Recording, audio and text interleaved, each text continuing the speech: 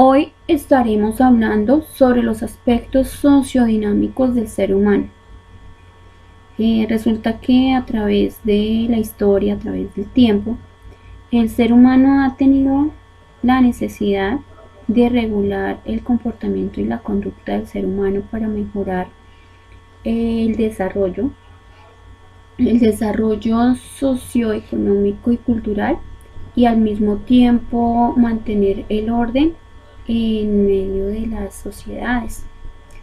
Por ello, entonces, desde esos aspectos sociodinámicos se debe tener en cuenta la regulación y el conocimiento de la conducta humana.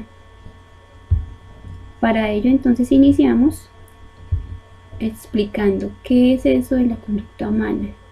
Entonces, es el conjunto de actos exhibidos por el ser humano y determinados por la cultura, las actitudes, las emociones y los valores de la persona. A diferencia de la ciencia, que es una búsqueda sistemática de la verdad, hay otros aspectos que son difícilmente mensurables, por ejemplo, la personalidad. ¿Qué quiere decir esto? Bien, hemos dicho entonces que la conducta humana es el conjunto de ¿qué? De actos exhibidos. Quiere decir que esos actos están ¿qué? A la vista de los demás. O sea que cualquier persona está observando lo que yo hago. Pero eso que yo hago, esas acciones, eso que yo llevo a cabo, están determinados por la cultura, por las actitudes, por las emociones, por lo que yo esté sintiendo en el momento, pero también por los valores de la persona, quiere decir por aquellos principios éticos y morales que me han enseñado en mi hogar, en mi familia. Esto entonces hace parte de lo que es la conducta humana. Aquí vemos entonces algunos rasgos o ítems que debemos tener en cuenta frente a lo que es la conducta humana o a lo que está relacionado con ella. Entonces, toda actividad humana que sea observable por otra persona hace parte de ¿qué? De la conducta. Manera de proceder, ¿sí? De una persona con relación a la moral o a las reglas sociales. Parte o manera en que los hombres gobiernan su vida o dirigen sus acciones. Forma en que se manifiesta y desarrolla la conducta. El comportamiento no es solo un mero conjunto de interacciones, estímulo-respuesta, sino una disposición individual frente a determinados estímulos que provocan una respuesta según la persona. Una persona puede reaccionar ante un estímulo de distintas maneras que otras. Aquí el comportamiento precisa una manifestación externa en el mundo o realidad. El entorno social modifica la respuesta y la persona influye igualmente en el entorno en el que se encuentra y por el que está rodeada. Entonces, aquí vemos que la conducta es todo aquello que es observable, que está a la vista de los demás, que los demás pueden percibir de mí. Eso hace parte de la conducta humana. ¿Por qué hablamos de esos aspectos sociodinámicos? Porque es necesario entender que todo lo que yo hago en la vida, absolutamente todo, está relacionado entre sí y que puede afectar a la sociedad, puede mejorar, ¿sí? Puede mejorar la convivencia en un momento determinado en la historia de unas sociedades. Características, entonces aquí vamos a ver que la conducta, ¿sí? Conducta humana, se pueden ver desde dos puntos de vista, desde la conducta motivada y desde una conducta compleja. Entonces, desde la conducta motivada, porque siempre obedece a una causa, un motivo, un modo. Esto es lo que se denomina la motivación, que comprende desde los estímulos físicos y sus respuestas fisiológicas hasta los más complicados motivos psicológicos, sociales, espirituales y culturales. Quiere decir que nosotros, ¿sí? Si es todo, si la conducta humana, si la conducta como tal es todo lo que perciben, lo que los demás ven de mí, ¿sí? Que yo hago referente a los diferentes principios éticos y morales que pueden existir en una sociedad, pues entonces aquí vamos a mirar que hay conductas que pueden ser motivadas, hay acciones que pueden ser motivadas, hay algo que el ser humano puede hacer, pero ¿por qué? Por una motivación interna o por una motivación externa. Entonces yo puedo tener una conducta impecable porque eso es lo que yo he deseado, ¿sí? Puede ser algo interno, pero puede ser también una conducta motivada de acuerdo de pronto a las enseñanzas que me han dado mis papás, ¿sí? O a los estímulos que ellos han puesto. Entonces de pronto que premian al niño de acuerdo a unos principios que vaya practicando. Entonces que si no dice mentiras, entonces lo premian. Que si obedece, entonces lo premian. Entonces ahí hay una motivación, una conducta motivada, una conducta que lo va a llevar a hacer siempre lo correcto. Pero también hay una conducta compleja. Entonces aquí vemos por la naturaleza misma del ser humano que es más complejo de todos los seres vivientes, en el cual se pueden distinguir los aspectos biológico, corporal, psíquico y social. Pero el hombre se comporta como una compleja totalidad unitaria en la cual las partes o aspectos solo se pueden encontrar mediante el análisis. Entonces hay una conducta compleja donde nosotros mismos debemos mirar realmente lo que hacemos, de dónde se está originando, ¿sí?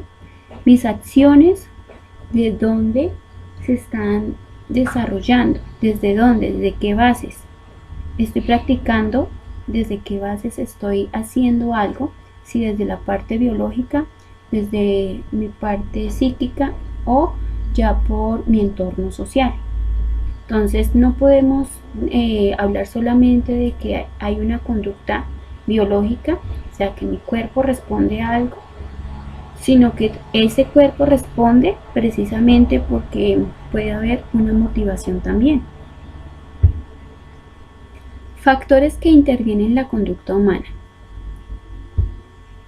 Entonces, aquí vamos a encontrar factores biológicos, factores psicológicos, factores sociales, factores espirituales.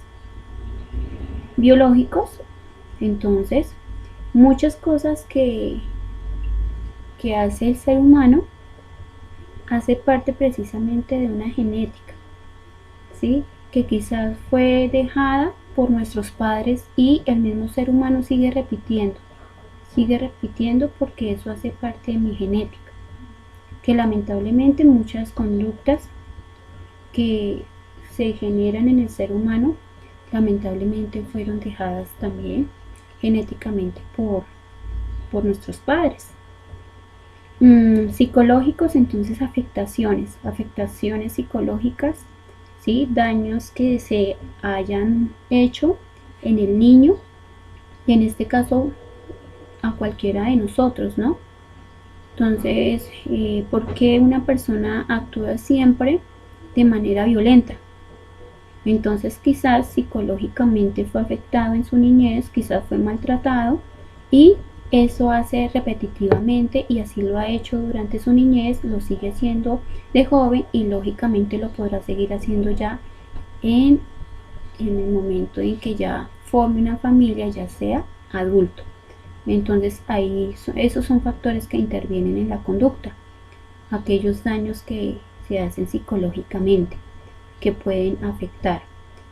Si el niño recibe buen trato, entonces su conducta, ¿sí? O el resultado de ese buen trato, pues se verá reflejado en lo que hace consigo mismo y en lo que hace en medio de la sociedad o en medio de lo que lo rodea. Factores también que intervienen, dentro de ellos están los sociales. Entonces lo que está sucediendo a mi alrededor, eso también puede de una u otra manera afectar mi conducta. Entonces, si se dan cuenta, por ejemplo, en los momentos en que hay crisis económicas o hay desorden público, entonces muchos no pensaron ser parte de los que hacen daño a los bienes públicos, pero de una u otra manera se ven afectados y o al contrario, ellos son los que afectan a la sociedad. Entonces, la influencia. Aquí cuando hablamos de factores que intervienen en la conducta humana, entonces hablamos en aspecto o factor social, pero también en cómo esa sociedad influye en el comportamiento del ser humano. Como que le está indicando el camino que debe seguir. Lamentablemente, pues no todas las veces es de manera positiva. Y otro factor que interviene en la conducta humana es lo espiritual, el sistema de creencias que puede tener un ser humano. Entonces, su conducta, por ejemplo, usted como parte de una familia que quizás ha recibido una formación o unos principios espirituales de acuerdo a una práctica religiosa o a una religión como tal, entonces pues así mismo va a ser su comportamiento, su conducta. Entonces por eso esos factores también van a intervenir en ese proceso o en esos aspectos sociodinámicos que puede generar el ser humano en torno a lo espiritual. Entonces, con esto que decimos, ¿qué podemos entonces tener claro? Que la conducta, ¿sí?, está totalmente relacionada con todo lo que el ser humano hace que está a la vista de los demás y que puede afectar. Que hay unos factores que van a intervenir en la conducta o que van a influenciar en lo que yo hago, lo que yo digo, lo que yo pienso, en lo que yo puedo manifestar externamente, y esos factores son los biológicos, son los psicológicos, son los sociales y los espirituales. Que en cada uno de estos factores bien puede incidir lo que yo haga con mi cuerpo, lo que yo haga o piense de mí, lo que yo permita que los demás hagan o piensen de mí, y ya en los espirituales, pues entonces esos principios dejados para alimentar mi espíritu de una manera dirigida por un sistema de creencias. Interpretación científica de la conducta humana. Entonces, de acuerdo al aspecto científico, nos dicen que la conducta humana se rige por 3 principios: por la casualidad, por la motivación y por la finalidad. Esto es muy importante, chicos, porque ustedes de una u otra manera también han pasado por este tipo de principios. En algún momento ustedes han dicho, han hecho algún tipo de cosas, pero que han estado regidos por estos 3 principios. Entonces, el primer principio de la casualidad. Toda conducta es causada. O sea, por ejemplo, si va manejando a alguien y se le cruza otro carro, entonces es probable que ese conductor se baje y pueda agredirlo. Entonces ahí me dice que toda conducta es causada. O sea, si hay un comportamiento, ese comportamiento es originado por algo, ¿sí? Es causado por algo. El siguiente, motivación. Toda conducta es motivada. O sea, siempre hay algo que me puede motivar a mí a hacer algo o a no hacerlo, ¿sí? Entonces no estoy motivada para ir a un lugar, no estoy motivada para compartir con una persona, o al contrario. Entonces, por eso me dice que científicamente hay 3 principios y dentro de ellas está la motivación. Toda conducta es ¿qué? Motivada. Ustedes han hecho muchas cosas porque han sido motivados, ¿sí? Por ejemplo, su papá o su mamá o la persona con la que usted vive y es responsable de usted, pues entonces, digamos, trabaja y ella es motivada. ¿Por qué? Por el pago, por el salario, porque por medio de ello puede satisfacer las necesidades que se presentan en casa. Eso es una motivación. Ustedes están ¿qué? Precisamente viendo este video porque hay una motivación, es que poder lograr desarrollar las competencias necesarias para poder aprobar la asignatura y lógicamente pues desarrollar las competencias, tener unos desempeños necesarios en el conocimiento en el grado en el que se encuentran. Y ya también si es por ejemplo una pareja, entonces el buen trato y demás es una conducta motivada porque esperan del otro que corresponda con lo mismo, con el amor, con el respeto, con la fidelidad. Entonces todo eso, por eso hace parte de esos tres principios. Y la motivación, yo sé que ustedes también de una u otra manera han pasado por este tipo de principio. El último entonces es la finalidad. Toda conducta tiene una finalidad. Entonces, hay una motivación, si hay una motivación es porque hay una ¿qué? Finalidad. Siempre hay un fin por el que yo hago algo. Siempre hay un fin.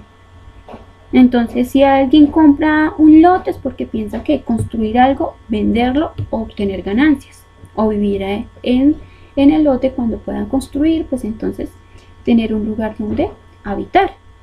Y así sucesivamente. Por ejemplo, en Colombia, entonces se compran diferentes maquinarias en las diferentes empresas porque quieren que como finalidad producir o mejorar su sistema de producción para obtener mayores ganancias. Y así pasa con el gobierno, así pasa con todo lo que nosotros hacemos como seres humanos. Siempre vamos a encontrar que toda conducta tiene una finalidad, todo. Entonces, si se dan cuenta, estos tres principios, aunque no los habíamos identificado, hacen parte de nuestra vida diaria y usted muchas veces y yo hemos practicado o tenido en cuenta estos principios en la toma de decisiones, al enfrentarnos a diferentes situaciones de la vida diaria. Aquí entonces también debemos tener no solamente en cuenta la conducta, sino también todo lo que hace parte de los comportamientos, porque mis comportamientos pues lógicamente dan lugar a lo que será identificado en un momento como positivo o negativo. Entonces tenemos aquí comportamientos, tenemos de tres tipos: asertivos, pasivos y agresivos. Recuerden por favor, comportamientos ¿qué? Asertivos, pasivos y agresivos.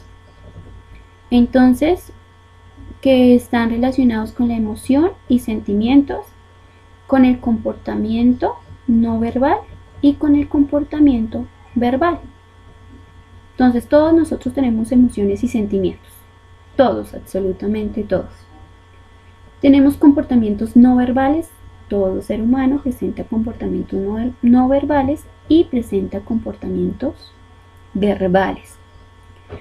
Pero en este caso asertivos, otros pasivos y otros agresivos. Es aquí donde usted tiene que mirar qué tipo de comportamientos tiene. Si son asertivos, si son pasivos, si son agresivos, si las personas con las que vive, qué tipo de comportamientos tiene y qué puede usted hacer para mejorar o para permitir que esa persona pueda cambiar ese tipo de comportamiento si es en un momento determinado agresivo. Entonces, comportamientos asertivos. En cuanto a las emociones, una persona es consciente de ellos, los maneja y los acepta, no los manipula. En los asertivos, ¿usted tiene emociones y sentimientos? Sí. En los asertivos, las personas que manejan sus comportamientos de manera asertiva, entonces son conscientes de sus emociones, saben lo que sienten, si están de mal genio, si están con algún tipo de dolor emocional, son conscientes de ellos, pero ¿qué dice ahí? Los maneja y los acepta, no los manipula. Entonces, yo como me siento mal, no puedo ¿qué? Manipular a otra persona para que también se sienta mal por culpa de lo que yo estoy sintiendo. Pasivos en las emociones y sentimientos. ¿Qué pasa con las emociones? Entonces no las expresa, hay temor, hay ansiedad y culpa. Si usted es de las personas que no expresa sus emociones o sentimientos, o que le da miedo todo al expresarse, que constantemente es ansioso, ¿sí? O que frecuentemente se está culpando y no se perdona, pues entonces hace parte de las personas que tienen comportamientos pasivos en cuanto a las emociones y sentimientos. Y una persona con comportamientos agresivos emocionalmente o sentimentalmente, entonces externamente presentan muestras de ira, internamente puede tener culpa o temor. Entonces, personas agresivas presentan ¿qué? Muestras de ira. ¿En cuál lugar usted debe ubicarse en cuanto a los comportamientos emocionales y de los sentimientos? Debe ubicarse en los asertivos.